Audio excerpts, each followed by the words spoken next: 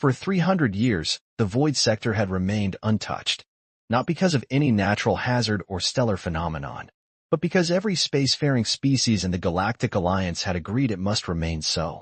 The Treaty of Centuries had established the boundaries, clearly marked with warning beacons that transmitted in 17 languages, and for centuries, no ship had violated that sacred pact. The treaty itself was vague on why the sector was forbidden. The older races spoke of ancient warnings, of strange energy readings that defied known physics. The newer members of the Alliance simply accepted it as galactic law. No one enters the void. No exceptions. Until something broke the silence. Surveillance Officer Kriex of the Phylaxian Guard was completing a standard patrol along the boundary of the forbidden sector when his sensors detected an anomaly.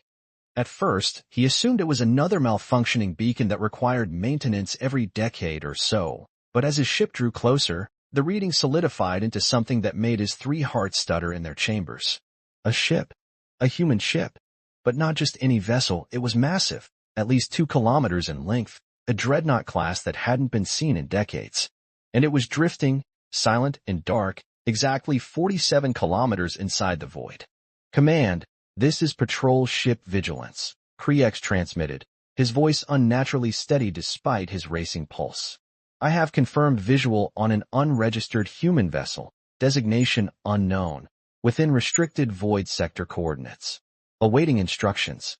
The silence that followed stretched for nearly a minute before his comm crackled to life. Vigilance. Maintain position. Do not approach. A containment team has been dispatched. Relay all sensor data immediately. On Earth, in the towering headquarters of the Interstellar Command Center, Captain Lyra Chin stared at the holographic projection with a mixture of disbelief and recognition. She knew that ship. Everyone in the upper echelons of command knew of it, though most believed it was nothing more than a failed project, a ghost story to warn ambitious engineers about pushing boundaries too far. The Defiance. The most advanced human starship ever constructed, with experimental technology that even now, 30 years after its disappearance, remained theoretical at best. A vessel that had vanished during its maiden voyage without a trace. Until now. Admiral Kessler, Lyra spoke without taking her eyes off the projection. I need to be on that containment team. The older man beside her frowned, lines deepening around eyes that had seen too many wars. You're not rated for first contact scenarios, Chin. This isn't first contact, she replied. That's our ship, and my father designed its core systems. 12 hours later, Captain Chin stood on the bridge of the Alliance diplomatic vessel Concord, alongside a hastily assembled team of specialists, Dr. Naren, a Valyrian physicist, Commander Talus, a Phylaxian security expert, and Dr. Amari Wong, Earth's leading expert on forbidden technology. The atmosphere was tense as they approached the boundary of the void sector. Crossing perimeter in 3 minutes, announced the pilot, an Arcturon with skin like polished obsidian. Alliance Council has granted temporary clearance for this operation only. Lyra nodded, her eyes fixed on the forward view screen where the Defiance hung suspended against the backdrop of space, a dark leviathan that seemed to absorb the light around it. Any response to hails? Negative, Captain. All frequencies silent. Life signs. Dr. Wong shook his head. Inconclusive. The hull material is interfering with our bioscanners.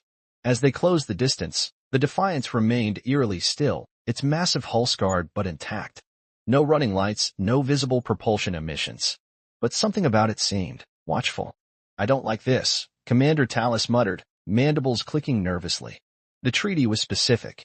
Nothing enters, nothing leaves. There were reasons no one remembers. Besides, Lyra replied, that ship wasn't built to enter the void. It was designed for deep space exploration beyond the Oort cloud. Something brought it here.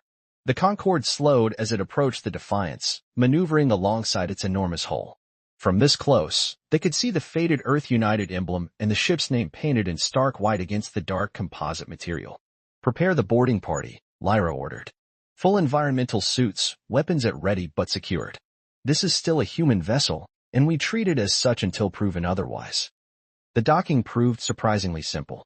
The Defiance's external airlocks responded to standard Alliance protocols, cycling open with a hiss of preserved atmosphere. The boarding team, led by Lyra herself, moved through the dark corridors with only the beams from their helmet lights illuminating the way. Power's out, observed Wong, studying readings on his wrist scanner.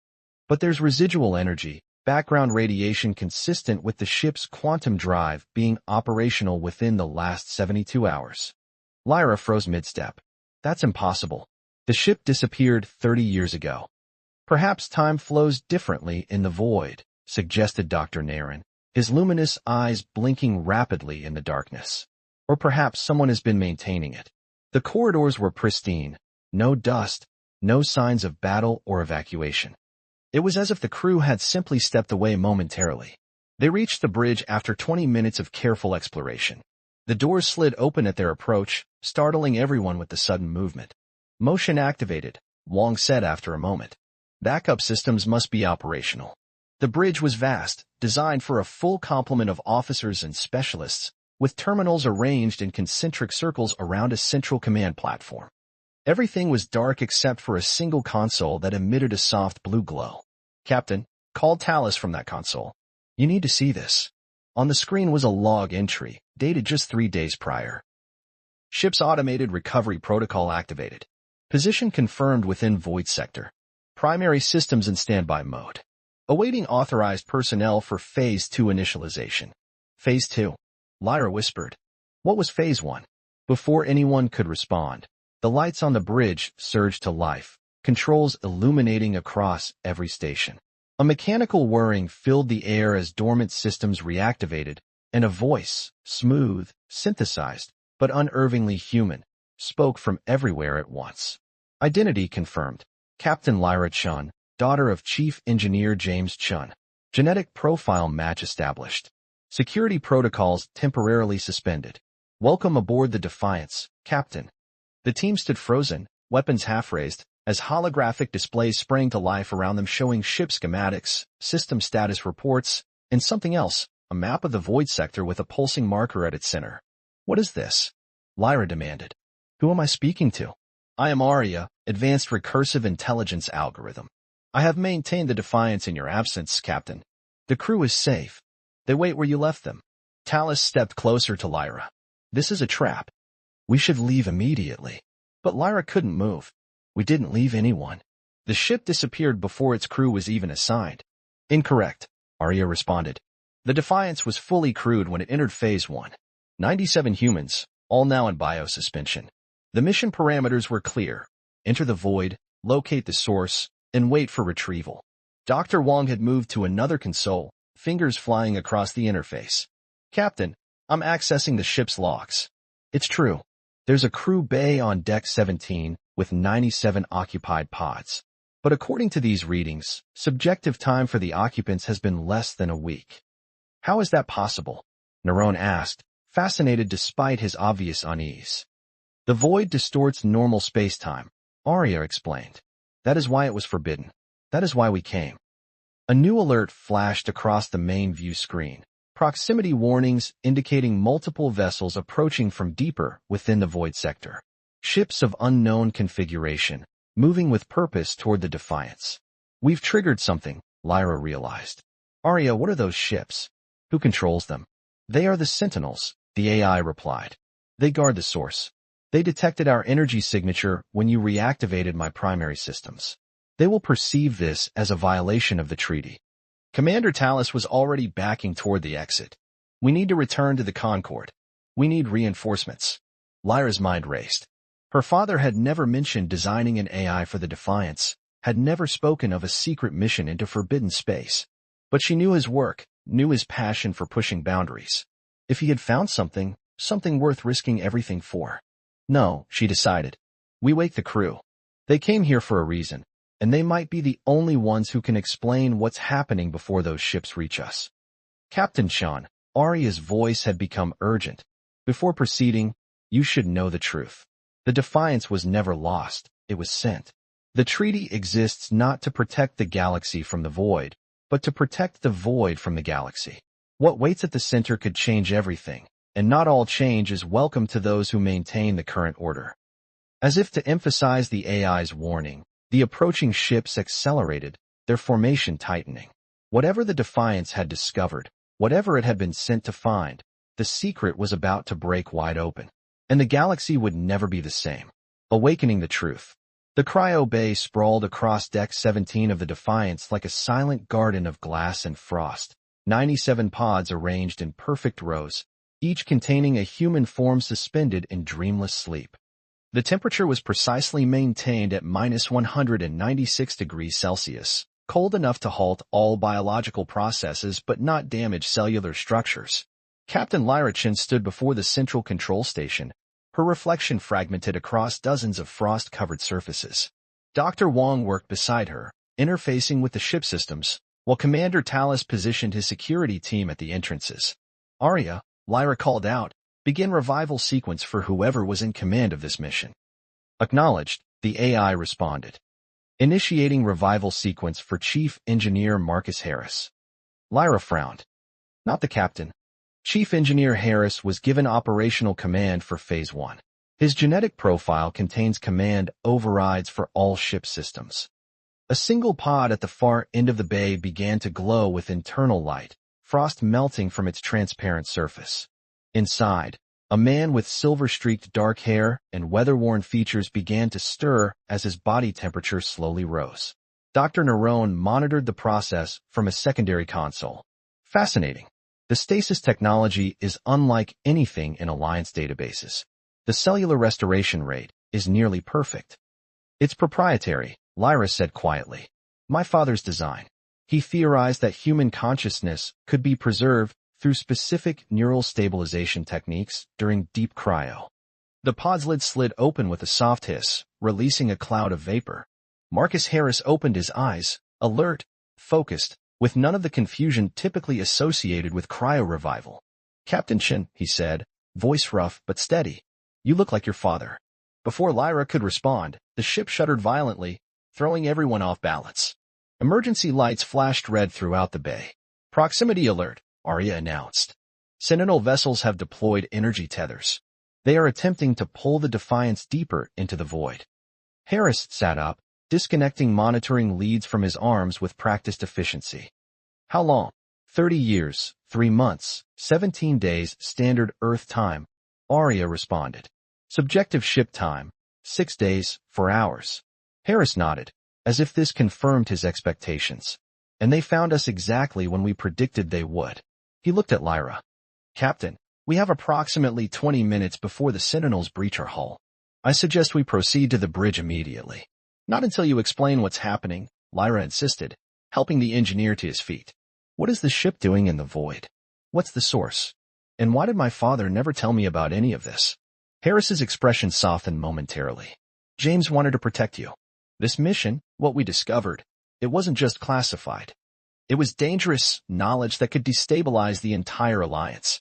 But now that you're here," he straightened his shoulders, "now you're part of it."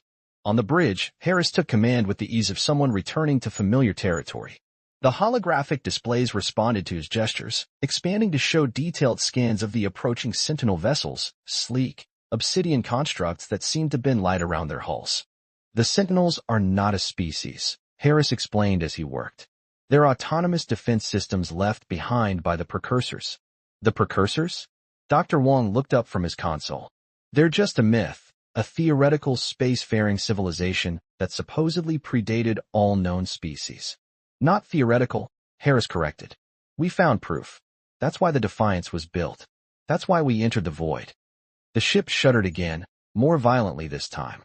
On the view screens, energy fields could be seen connecting the Sentinel vessels to the Defiance's hull, pulling them inexorably deeper into the forbidden sector. "Arya, initiate Phase 2, Harris commanded. "Full power to the quantum drive." "Acknowledged," the AI responded. "Quantum drive initializing. Warning. Current position relative to the source will result in gravitational feedback. Structural integrity may be compromised." Harris nodded grimly. "I know. Do it anyway." Deep within the ship, something awakened, a sound more felt than heard, a vibration that seemed to resonate with the atoms of the ship itself. The lights flickered, then stabilized at a higher intensity. "What is the source?"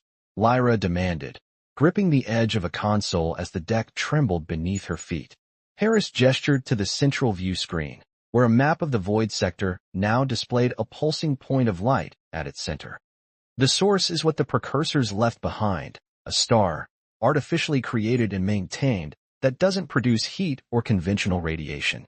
It produces knowledge. That's impossible, Dr. Naren interjected. No stellar body could. It's not a natural phenomenon, Harris cut him off. It's technology so advanced it might as well be magic to us. The precursors encoded their entire civilization, their history, their science, their understanding of the universe, into the quantum structure of an artificial star. And the established powers of the galaxy have known about it for centuries. Understanding dawned on Lyra's face. The Treaty of Centuris. The Alliance didn't create it to protect us from the void. They created it to control access to the source, Harris confirmed. The founding species of the Alliance, the Theaxians, the Arcturans, the Valerians, they discovered the source first. They've been slowly extracting and implementing the knowledge it contains, maintaining their technological advantage over younger spacefaring species. Commander Tallis chittered angrily. These are dangerous accusations, human. The treaty protects all species from dangers they cannot comprehend. The treaty, Harris said coldly, is the greatest lie ever told in this galaxy. On the view screens, the Sentinel vessels had drawn the Defiance deeper into the void, but now, with the quantum drive engaged, something unexpected was happening. The energy tethers connecting the ships were beginning to fluctuate, destabilizing as they encountered the unique field generated by the human vessel. What your people never understood, Harris continued, addressing Tallis directly, is that the source responds differently to different species. The precursors designed it that way, a safeguard to ensure that only those ready to use the knowledge responsibly could access it. In humans, we have a unique neural architecture that allows us to interface with the source directly. Dr. Wong had gone pale. The crew, the 97 in stasis, they're not just crew, are they? Harris shook his head. They're the interface. 97 specially selected humans with unique psychic sensitivities. Together, linked through Aria, they can communicate with the source in ways no other species can. You're using them as a living computer, Lyra said, horrified. No, Harris insisted. They volunteered. They understood what was at stake. He looked at each of them in turn. Humanity has been deliberately held back for generations. The Alliance has sabotaged our advancements, restricted our expansion, all to prevent us from discovering the truth about the source. The ship lurched suddenly, throwing everyone forward. One of the Sentinel vessels had broken formation, accelerating toward the Defiance with clear intent to ram. Aria, defensive measures. Harris ordered. Defensive capabilities limited, the AI responded. Calculating alternative strategies. Lyra steadied herself against a console. If what you're saying is true, why reveal it now? Why wake up after 30 years? Because the window is opening, Harris said, his eyes fixed on the approaching threat. Every century, the source undergoes a phase shift, a period where its quantum barriers temporarily weaken. During that window, a direct interface is possible. We calculated the next shift would occur within 50 years of our departure. Aria has been monitoring the energy signatures, waiting for the right moment. And that moment is now, Lyra realized. Yes, Harris confirmed. But we need to reach the source first, and the Sentinels will destroy us before we get there unless... He trailed off, looking at Lyra with an expression that mingled hope and apology. Unless what? She demanded. Unless we complete the interface. Your father designed the system, Captain. His genetic profile was meant to be the key that unlocked the final sequence. But with him gone, Harris hesitated. You share enough of his genetic markers. You could activate the system. The implications hit Lyra like a physical blow. You want me to link 97 unconscious humans into some alien machine based on a theory that might not even be true. Based on your father's life work, Harris corrected. James Chin discovered the truth about the source 35 years ago. Everything he did after that, including designing the ship and its systems, was to prepare for this moment. He wanted humanity to have its rightful place in the galaxy, not as subordinates to older species, but as equals. The bridge shook violently as the Sentinel vessel slammed into their shields.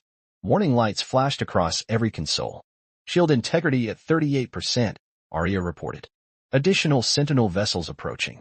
Estimated time to shield failure, for minutes, 17 seconds. Commander Tallis had drawn his weapon, though it was unclear who he intended to target. This is insanity. We should surrender to the Sentinels. The treaty exists for a reason. The treaty exists to preserve power, Harris shouted back. Ask your superiors about the source when you return. See how quickly you disappear. Dr. Wong had been quiet, analyzing data on his console. Now he looked up, his expression grim. The energy readings from those ships, they're not just trying to capture us. They're powering weapons that could atomize the Defiance. They're not planning to let any of us return.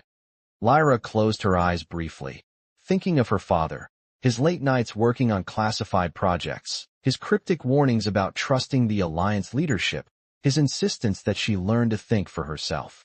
Had he known this moment would come? Had he been preparing her all along? When she opened her eyes again, her decision was made. Arya, prepare the interface. Take us to the source. The next 4 minutes passed in a blur of activity.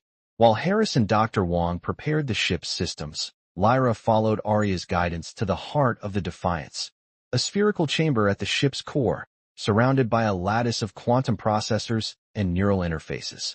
At the center of the chamber was a single chair bristling with connections. The primary interface node, Arya explained. From here, you will serve as the bridge between the dormant crew and the ship's systems. Will it hurt them? Lyra asked, thinking of the 97 souls still in stasis. They will remain unconscious, the AI assured her. Their minds will process information, but they will experience it as dreams, nothing more. As Lyra settled into the chair, neural connectors extending automatically to attach to specific points on her skull and spine, she could feel the ship's shuddering intensify. The sentinels were breaking through. Arya, she said, her voice steady despite her racing heart, tell me what my father's last message was before the Defiance disappeared. There was a pause, then the AI's voice softened. His message was for you, Captain Chin. He said, tell Lyra that some boundaries are not walls but doors, and I've left her the key. Tears pricked at Lyra's eyes, but she blinked them away. Initiate the interface.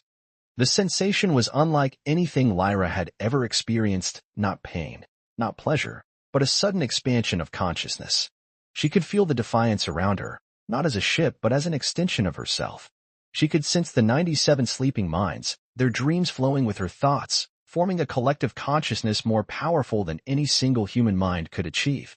And she could feel something else, the source, pulling at her awareness like a gravitational field, growing stronger as the Defiance plunged deeper into the void. On the bridge, Harris watched in awe as the ship's systems surged with new energy. The Sentinel vessels, now numbering 12, surrounded them in an attack formation, their weapons charged, energy fields distorting space around them. They're going to fire, Dr. Naren warned, his voice tight with fear. Harris smiled grimly. Too late. The Defiance's quantum drive activated fully, its unique signature expanding outward in a pulse that distorted the very fabric of space around them. The Sentinel vessels faltered, their energy tethers failing as they encountered something they had never been programmed to counter. A human consciousness, amplified through technology specifically designed to interface with the source. In the interface chamber, Lyra felt a sudden connection, a vast, ancient intelligence reaching out to her through the void. Not words, but pure understanding flowed into her mind. The precursors had left the source not as a weapon or a treasure to be hoarded, but as a gift for all sentient species when they were ready to receive it. And humanity, with its unique neural architecture and capacity for adaptive thinking, was the key they had designed into the system, a failsafe to prevent any one species from controlling the knowledge forever. Through Lyra's guidance, the Defiance surged toward the center of the void, toward the source that pulsed with knowledge accumulated over millions of years. The Sentinel vessels pursued, but they were fighting against a force they had not encountered in all their centuries of guardianship, a human ship, with human ingenuity, powered by human consciousness and determination.